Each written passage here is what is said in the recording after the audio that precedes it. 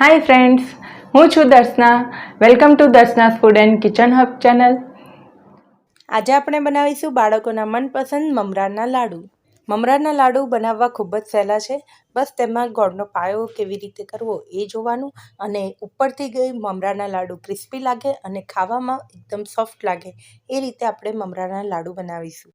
બજારમાં મળે ને એ જ રીતના મમરાના લાડુ બનશે. બસ અહીંયા એક સિક્રેટ ટિપ્સ અપનાવવાની છે, તો વિડીયો પૂરેપૂરો જોજો, વચ્ચે સ્કીપ ના કરતા. તમે જોઈ શકો છો મમરાના લાડુનો કલર કેટલો સરસ આવ્યો છે. આપણા પણ લાડુ આ જ રીતે બનશે. કયો ગોળ અપનાવવાથી કેવા લાડુ બનશે એ પણ આપણે જોતા જઈશું.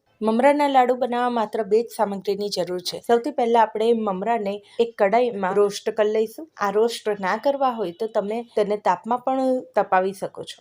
અહીંયા આપણે 500 ગ્રામ મમરા લીધા છે અને કઢાઈમાં તેને સતત હલાવતા રહીને મીડિયમ ફ્લેમ ઉપર રોસ્ટ કરી લઈએ. તો મમરાને રોસ્ટ કરતાં માત્ર 2 જ મિનિટ વાર લાગે છે. બહુ ઝડપથી તે રોસ્ટ થઈ જશે. આપણે મીડિયમ ફ્લેમ રાખવાની છે.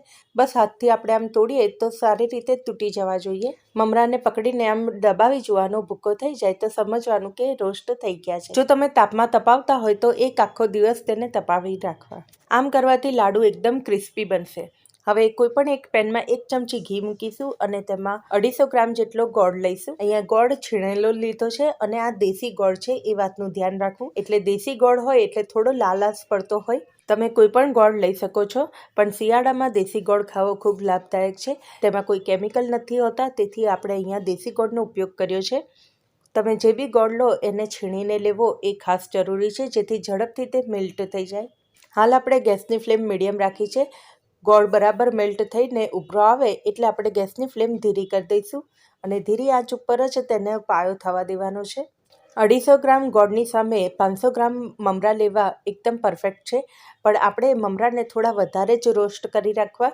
જેમ જરૂર પડે તેમ આપણે એડ કરીશું. હવે આપણે ગેસની ફ્લેમ ધીરી કરી દઈશું. તમે જોઈ શકો છો ગોળમાં એક ઉભરો આવી ગયો છે. હવે ગોળનો પાયો ચેક કરવા માટે કોઈ પણ એક બાઉલમાં થોડુંક પાણી ભરીશું અને તેમાં આ રીતે ગોળનો થોડોક ભાગ એડ કરીને થોડું ઠંડુ પડે એટલે હાથથી બહાર કાઢીને તેને ખેંચીને અથવા તોડીને ચેક કરવું. તોડશો તો ઝડપથી તૂટતું નથી અને લાંબુ થાય છે, ખેંચાઈ જાય છે.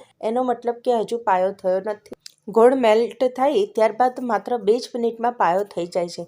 હજુ તો એક જ ઉભરો આવ્યો છે એટલે થોડી વાર લાગશે. 1 મિનિટ જેટલી જ વાર લાગે છે. બસ આપણે ધીમી આંચ ઉપર તેને સતત હલાવતા રહીશું. જો આપણો વ્હાઈટ ગોળ હોય અથવા તો થોડોક યલો ટાઈપનો ગોળ હોય તો એ પ્રમાણે ગોળને થતાં વાર લાગશે. દેશી ગોળમાં ખૂબ ઝડપથી કલર બદલાઈ જાય છે અને વ્હાઈટ ગોળ હોય તો થોડી વાર લાગશે. ફરી આપણે આ રીતે ગોળનો પાણીમાં ભાગ નાખીને ચેક કરી લઈએ કે પાયો બરાબર થયો છે કે નહીં. તમને હું બંને ભાગ બતાવું કે પહેલાં કેવો ગોળ દેખાતો હતો અને હવે કેવો દેખાય છે. તો આ રીતે આસાનીથી ગોળનો ટક દઈને અવાજ આવે છે અને તૂટી જાય છે. આનો મતલબ કે ગોળનો પાયો પરફેક્ટ તૈયાર થઈ ગયો છે. તો હવે આપણે ગેસની ફ્લેમ બંધ કરી દઈશું અને તેમાં ચપટી સોડા એડ કરીશું. સોડા એડ કરીને સતત તેને એક જ ફોર્મમાં હલાવતા રહીશું.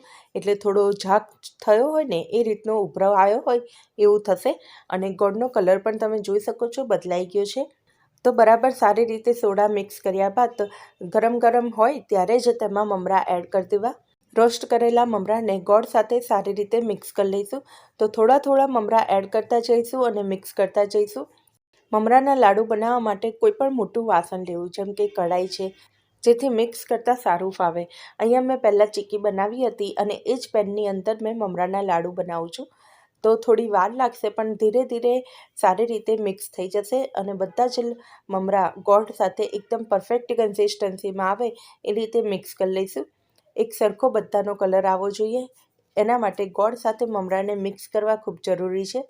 તો ધીરે ધીરે આપણે ઉપર નીચે કરતા રહીને મમરાને ગોળ સાથે મિક્સ કરી લઈએ. આ રીતના નવી નવી રેસીપીના વિડીયો જોવા માટે Darshana's food and kitchen hub channel પર બની રહેજો. Darshana's food and kitchen hub ચેનલને તમે ફેસબુક, ઇન્સ્ટાગ્રામ અને ટ્વિટર પર પણ ફોલો કરી શકો છો.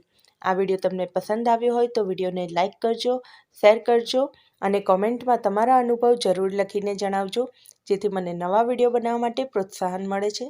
હવે ગોળ અને મમરા સારી રીતે મિક્સ થઈ ગયા હોય તો જે પથ્થર ઉપર આપણે તેલથી ગ્રીસ કર્યું હતું તે પથ્થર ઉપર આપણે મમરાનો ભાગ એડ કરી દઈશું. અને અહીંયા તમારે હવે મમરાના લાડુ બનાવવા હોય તો લાડુ બનાવી શકો છો, અથવા તો તેની ચીક્કી બનાવવી હોય તો ચીક્કી બનાવી શકો છો. આપણે અહીંયા ગરમ ના લાગે એ માટે થોડુંક પાણી લીધું છે અને હાથ પાણીવાળા કરીને થોડોક ભાગ મમરાનો લઈને મમરાના લાડુ બનાવીશું. આમ કરવાથી મમરા એકબીજાને ચોંટે પણ નહીં અને આપણા હાથમાં ગરમ લાગે પણ નહીં. હવે જ્યારે પણ મમરાને ગોળને મિક્સ કરીએ ને ત્યારે ઝડપથી આ કામ કરવું. ગોળ અને મમરા બરાબર મિક્સ થઈ જાય અને ગરમ ગરમ હોય ત્યારે જ મમરાના લાડુ બનાવવા. જો ગોળનો ભાગ ઠંડો થઈ જાય તો તેને થોડો ગરમ પણ તમે કરી શકો છો, પણ ગરમ ગરમ હોય ત્યારે ફટાફટ આ કામ કરી લેવું. અને જો તમારે તેની સુખડીની જેમ કે ચીક્કીની જેમ તૈયાર કરવું હોય તો તેને પાથરીને તેના પીસ કરી લેવા અને ઠંડુ પડે ત્યારબાદ તેને કાઢવા. ગરમ ગરમ મમરાના લાડુ બનાવતા જઈશું અને હાથને પાણીમાં ડુબાડતા જઈશું, જેથી ઝડપથી મમરાના લાડુ તૈયાર થઈ જશે. ત્યારબાદ તેને સર્વિંગ પ્લેટમાં કાઢી લઈએ. તમે જોઈ શકો છો કેટલા સરસ મમરાના લાડુ તૈયાર થયા છે. સ્વાદમાં પણ એટલા જ ટેસ્ટી છે. અહીંયા ગોળ અને મમરાનો ભાગ એકદમ પરફેક્ટ છે. બસ એ વાતનું ધ્યાન રાખવું કે ગોળ અને મમરા મિક્સ કરીએ તો ત્યારે ગોળ અને મમરાનો ભાગ ગરમ હોવો જોઈએ અને ત્યારે જ તેના લાડુ બનાવી દેવા. ગોળનો પાયો પરફેક્ટ થવો જોઈએ અને તેમાં ચપટી સોડા એડ જરૂર કરજો, જેનાથી મમરાના લાડુ સરસ થશે. મમરાના લાડુ એકબીજાને ચીપકે પણ નહીં અને તેનો કલર પણ ખૂબ સરસ આવશે. આઈ હોપ અહીં જણાવેલી બધી ટિપ્સ અને સજેશન તમને પસંદ આવ્યા હશે. જો હજુ સુધી તમે Darshana's food and kitchen hub ચેનલને સબસ્ક્રાઈબ ના કરી હોય તો સબસ્ક્રાઈબ કરી લો, બેલ આઇકોનને દબાવો, જેથી દરેક નવા વિડીયોના નોટિફિકેશન મળતા રહે. તમે જોઈ શકો છો શિયાળાની અવનવી રેસીપી તમે Darshana's food and kitchen hub channel પર જઈને વિડીયો જોઈ શકો છો. ફરી મળીશું, ત્યાં સુધી આવજો, બાય, થેન્ક યુ.